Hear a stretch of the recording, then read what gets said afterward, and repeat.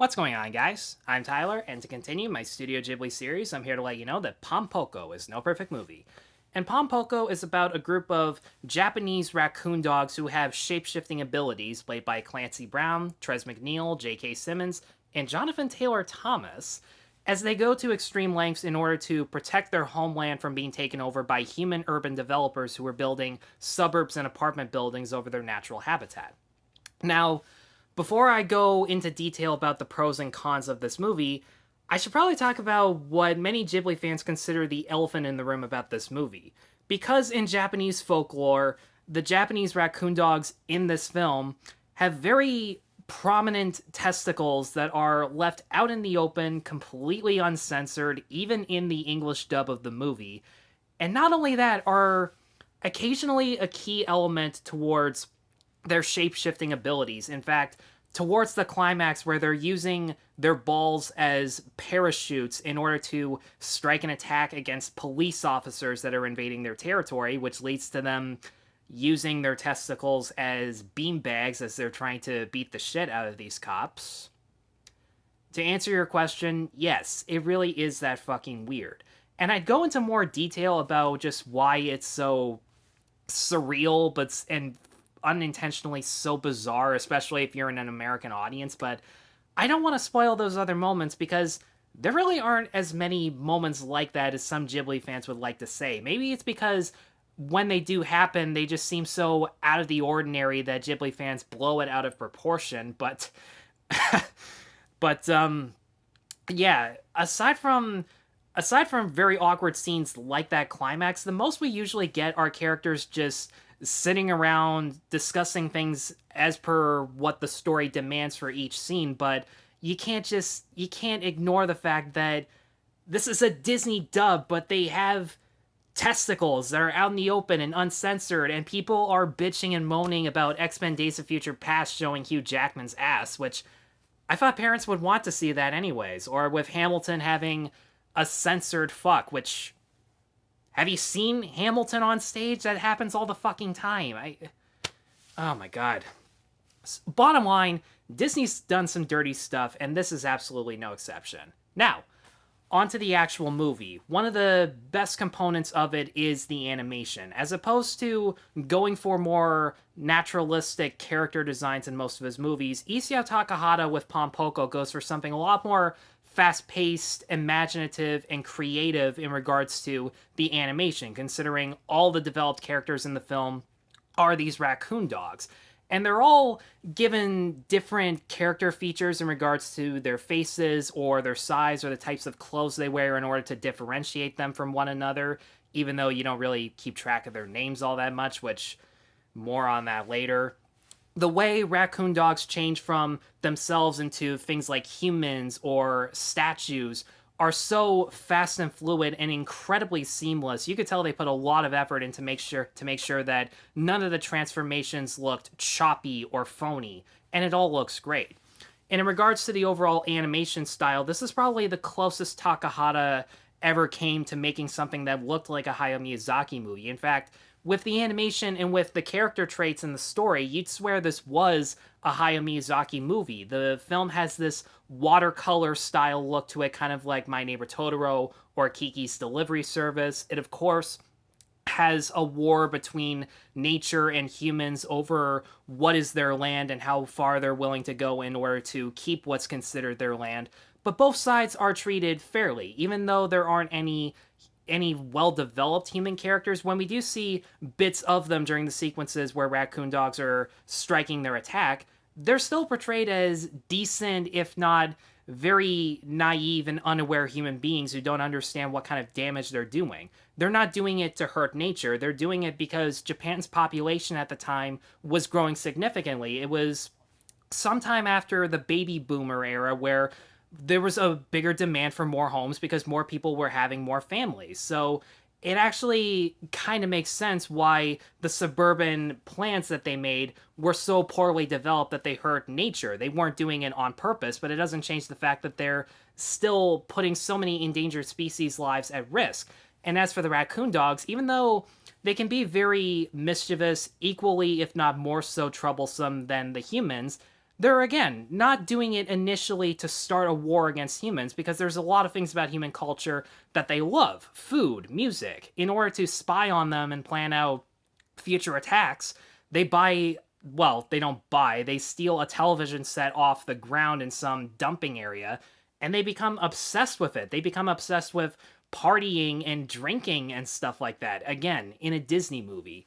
You can tell that their hearts are in the right place and they're only doing it to preserve their own habitat, but you don't necessarily condone their actions. It's sort of a Princess Mononoke thing where both sides have their motivations, but they also have their flaws. And that's something I really appreciated about the themes. And one thing that was interesting is that this is probably the Ghibli movie with the darkest sense of humor, considering the majority of sequences throughout the first half of the film anyways are the raccoon dogs launching their attacks against construction workers or security guards. My favorite in particular is where a security guard comes across one of them disguised as a woman, and then as they turn around, this woman has no face, no eyes, no nose, no mouth, and the guard screams like a girl, runs away towards who he thinks is a coworker, and then that coworker also has no face. He's looking for help everywhere, and he realizes he's surrounded by faceless people, and he continues to scream like a girl and be a complete pussy, and it was so hilarious because of how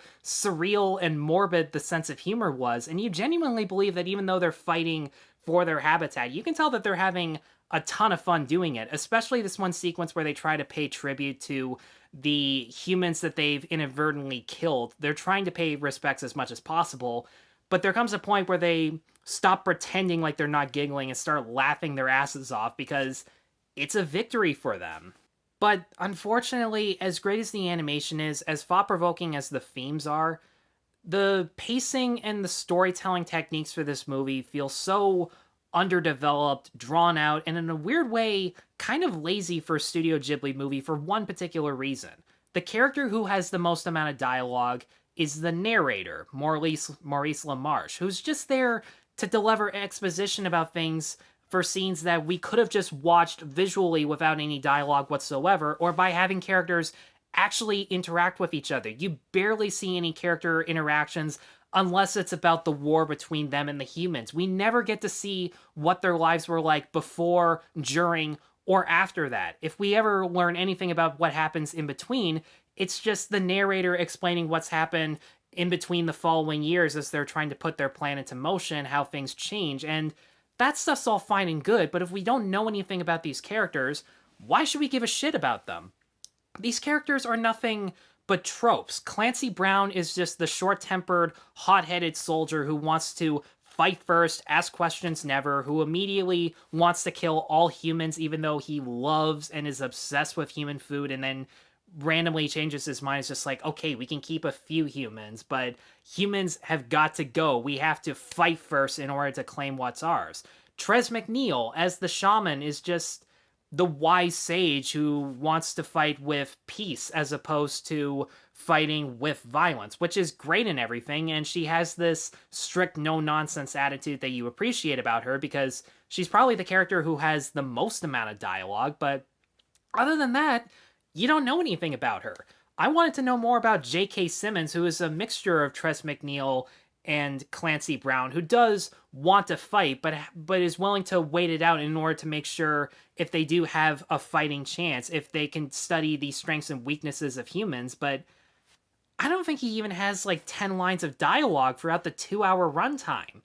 And Jonathan Taylor Thomas, who I think was supposed to be built up as the main character, even though it isn't really until half the movie where you start to see the life of a raccoon dog that I was expecting. He falls in love with a girl, he gets cubs, but you don't really know anything about the girl other than she lost her family to a human, even though in the dub she's smiling and is completely content and accepting of that, even though they're fighting against a war and she wants to fight in the war, and she does.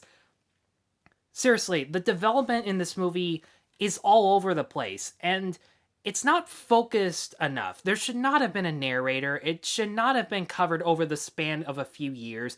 It should have been just a 3-act structure of seeing what these raccoons were like at the beginning, what they're like during the war, and during the repercussions. Because the repercussions, in my opinion, were so thought-provoking and heartbreaking. Because it's an Isao Takahata movie, he does not give any easy answers. There are some negative consequences for certain characters, and it does feel emotionally heartbreaking just because in real life, human beings really do that to nature, but that wasn't enough for me to care about these characters because I don't know shit about them.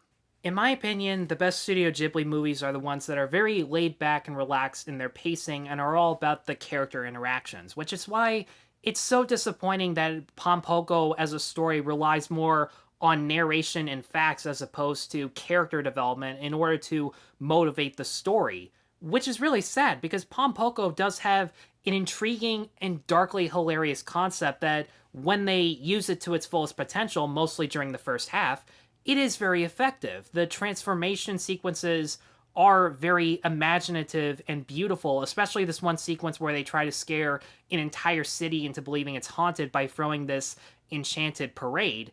But just like the rest of the movie, it's stretched out a lot longer than it needs to be. And if you're going to stretch it out to 2 hours, give us character development.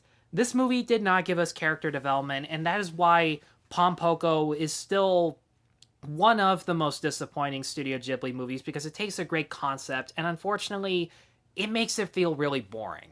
And for all those reasons, I'm going to give Pom Poko a 2.5 out of 5. Guys, thanks as always for watching. If you have seen Pom Poko, if you disagree, let me know in the comments below what you thought of it.